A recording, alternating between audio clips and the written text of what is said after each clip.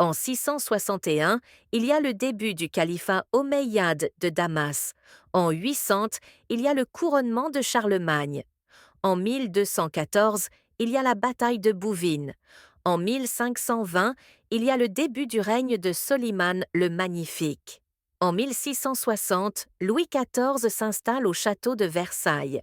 L'Empire byzantin et l'Empire carolingien sont tous deux issus de la division de l'Empire romain en 393.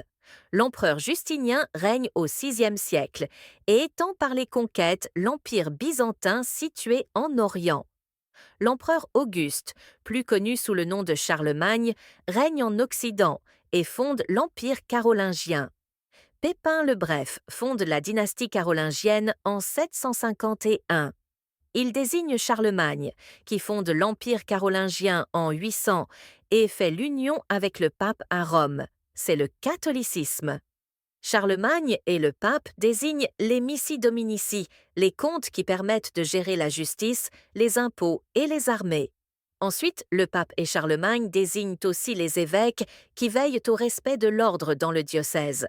Les missions dominicaines surveillent les comtes et les évêques. Charles Martel est le chef des armées sous la dynastie des Mérovingiens. Il repousse les Sarrasins musulmans venus d'Espagne wisigoth en 732 à Poitiers.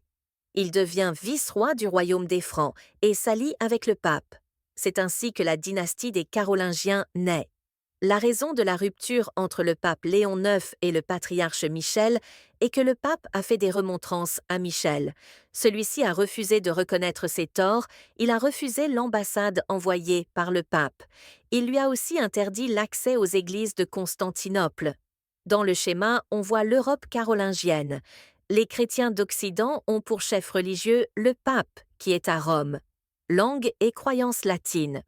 Dans l'Empire byzantin, les chrétiens d'Orient ont pour chef religieux le patriarche Michel. Ils ont une langue et une croyance grecque. Les catholiques d'Occident sont aussi les chrétiens d'Occident. Ils échangent de la fourrure et de l'ambre par les routes terrestres. Les chrétiens d'Occident évangélisent les païens grâce aux missionnaires. Sous l'appel du pape Urbain, ils combattent les musulmans en aide aux chrétiens d'Orient. D'un autre côté, les orthodoxes ou chrétiens d'Orient. Ils échangent du cuivre, des épices avec l'Empire byzantin. Ils évangélisent les païens et les polythéistes grâce aux missionnaires. Les musulmans sont en Afrique du Nord et dans le Proche et le Moyen-Orient. Ils échangent de l'or, des esclaves, des épices, de l'ivoire et du sel à partir des villes commerciales d'Alexandrie, de Jérusalem et de Tunis.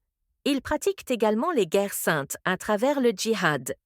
Les chrétiens d'Orient, les chrétiens d'Occident et les musulmans ont des contacts commerciaux à travers des échanges de marchandises venues d'Asie, d'Europe et d'Afrique.